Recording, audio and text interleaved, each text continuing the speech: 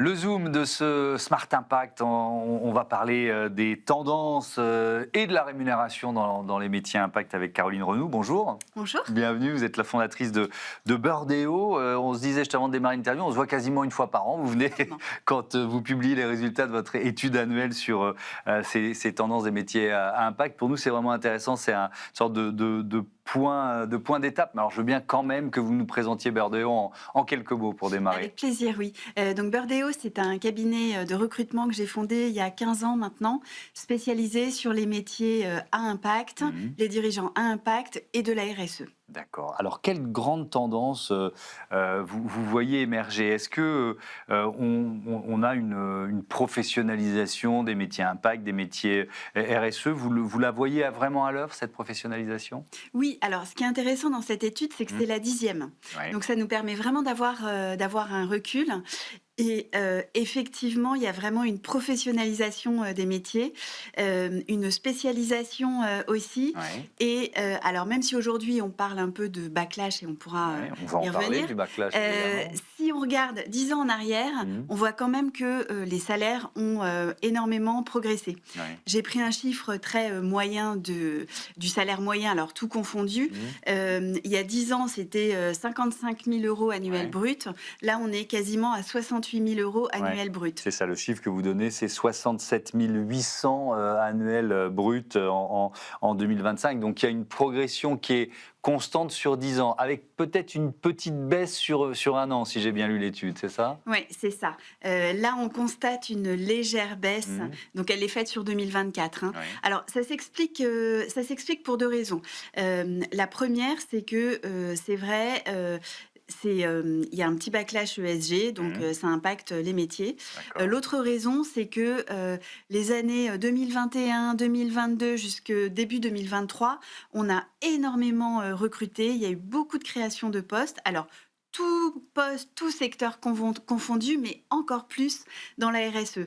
Et il n'y avait pas assez de profils, donc il y a eu une petite inflation Mhm. des salaires aussi à ce moment-là. D'accord. Les profils, justement, qui sont les plus recherchés, les plus stratégiques, quels sont ces profils? Alors, toujours, ceux autour, de la décarbonation. Mhm. Ça reste quand même quelque chose de très, demandé. Mhm. Aujourd'hui, ce qui émerge, c'est tout ce qui est autour de l'économie circulaire et autour de la traçabilité des produits. D'accord. La biodiversité, c'est pas encore parce que nous, on est une autre vigie ici, Oui. hein, et donc c'est vrai que depuis, allez, on va dire 2 ans, on commence vraiment beaucoup plus à nous parler de biodiversité, à intégrer la biodiversité aux stratégies d'entreprise. Est-ce que ça se ressent aussi dans les métiers à impact? Alors oui, oui, tout à fait, ça se Mhm. ressent. On recrute de plus en plus de spécialistes de biodiversité. Mhm. Après, un ils sont moins valorisés que les autres profils, Ouais. puisque là, on est vraiment sur les salaires, Ouais, hein, ouais, sur la rémunération, heu, ouais. parce que, c'est plus difficile de calculer la biodiversité. On est d'accord. Voilà, le carbone Les métriques sont moins exactement, simples à trouver, ouais. exactement. Ouais. Le carbone, on sait ce que c'est, la traçabilité, on sait ce que c'est. La biodiversité, Mhm. on a encore, besoin de travailler sur le sujet. Ouais. Alors, il y a 2 éléments. Vous avez évoqué la spécialisation, mais ça peut sembler contradictoire, mais il y a à la fois le fait que la RSE s'intègre de plus en plus à d'autres fonctions, et puis à côté de ça, qui est la spécialisation. On va se concentrer sur ces 2 aspects, sur deux aspects, la transversalité pour commencer. Ça veut dire quoi? On met de la RSE un peu partout, c'est ça?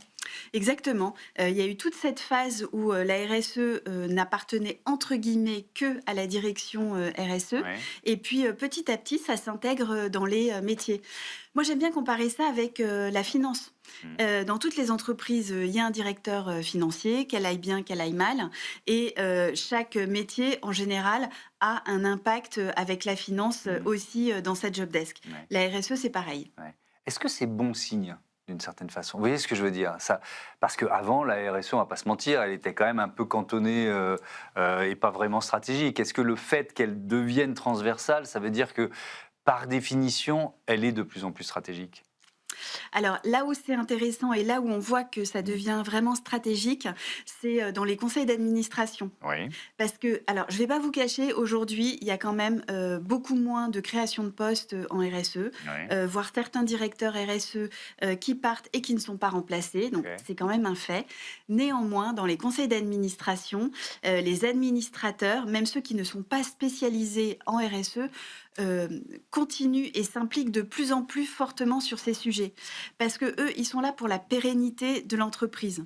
Et je trouve que c'est vraiment là où on voit que ça devient, de toute façon, Mm. essentiel. Donc il y a cette transversalité, Ouais, même s'il y a des bémols, et c'est important de les dire. On reviendra sur le retour de bâton, le oui, backlash tout à très l'heure, bien. mais et puis il y a la spécialisation. Alors ça m'intéresse de voir pourquoi et comment les métiers RSE se spécialisent. Dans quel domaine en fait? Alors, la RSE, c'est la responsabilité sociétale, Et et environnemental environnementale. des Voilà, entreprises. donc à Bon. la fois, c'est du carbone, c'est de Mhm. la biodiversité, Mhm. c'est du reporting extra-financier, Mhm. ce sont des droits humains. On ne peut pas être expert, de tout ça, Ouais. c'est pas possible. Donc globalement, un bon directeur RSE, il aura une excellente culture générale de tous ces sujets, mais après, on ne peut pas lui demander, d'être à la fois, expert, des droits humains, Mhm. et du carbone.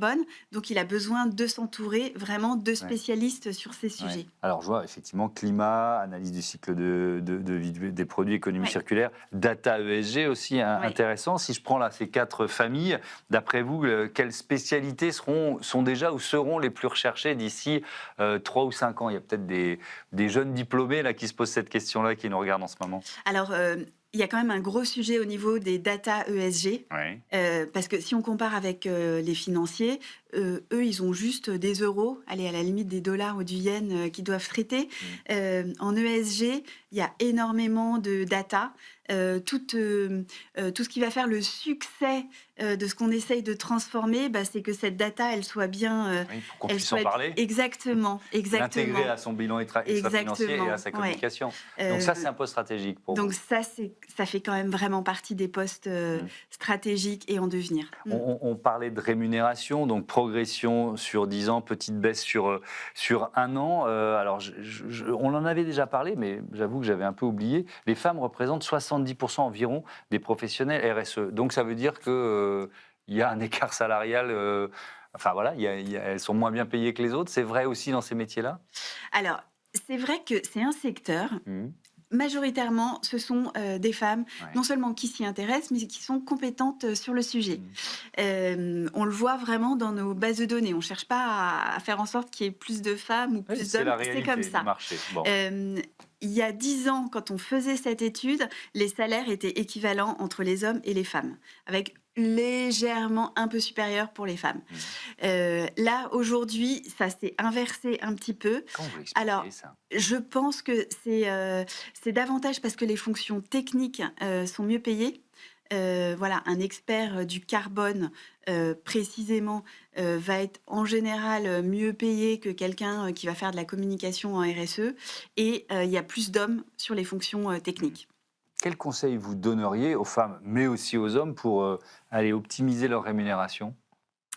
Hem, lire l'étude. C'est un bon point de départ, Voilà, oui. lire l'étude et puis surtout, préparer ses entretiens. Alors, quand on veut changer de poste, en général, c'est Mm. là où c'est le plus facile, d'être, augmenté. En plus, maintenant, à partir du 1er janvier, on n'aura plus, l'autorisation de vous demander combien vous êtes, Mm. payé. Donc vous pourrez, voilà, si vous êtes bien renseigné, vous pourrez demander le prix, qui est juste et puis enfin, qui est juste pour Mm. vous.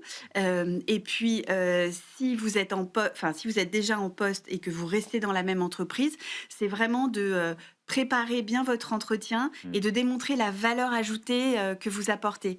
Parfois, dans la RSE, on a un peu tendance à être très, «je veux changer le monde», très utopiste. Mm. Ce qui va intéresser une entreprise, pardon, c'est la valeur ajoutée que vous apportez et Et- c'est là-dessus qu'il faut insister. Évidemment. Est-ce qu'il y a une grande différence entre les grandes entreprises, les grands comptes d'un côté, les PME de l'autre, sur ces métiers à impact? Sur les salaires, Ouais, oui, évidemment. ouais.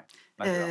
Évidemment. Mmh. C'est sûr que, on est mieux payé dans le CAC 40 que, dans une Mais ETI, ça, c'est en vrai en général. général. C'est pas Exactement. seulement, Et c'est pas seulement c'est pas sur ces seulement pour les métiers. métiers Oui, RSE. parce qu'il y a le salaire et après il y a tous les avantages, Mmh. en plus qu'il y a davantage dans des grands groupes. Alors, il y a 2 éléments d'actu.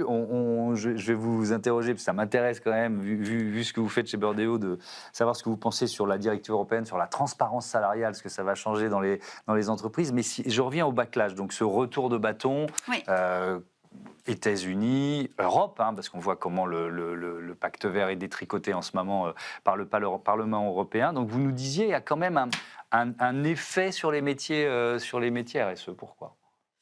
Alors, il y a un effet parce que, la réglementation, c'est quand même, très perturbant. Oui. Ça a changé du jour au lendemain, donc il y a quand même un certain nombre d'entreprises qui avaient commencé, à s'équiper, en termes de compétences sur ces Ouais. sujets ou qui allaient le faire et puis, bah, qui ont tout arrêté, du jour, au Clairement, lendemain. quoi, qui se disent bon, bah, l'air du temps n'est plus au bilan extra-financier, donc j'ai plus besoin de directeur RSE. C'est ce.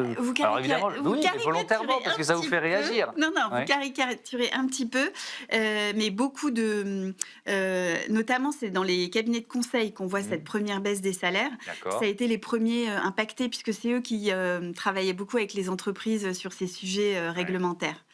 Parce que Hem, moi, je reçois aussi beaucoup de DG qui me disent mais on maintient le cap, même quand on fait du business aux États-Unis, on change un peu le verbatim, ouais. voilà, mais on maintient le cap. Alors le cap est maintenu, mais Mmh. avec moins de budget, globalement. Voilà, D'accord, ok.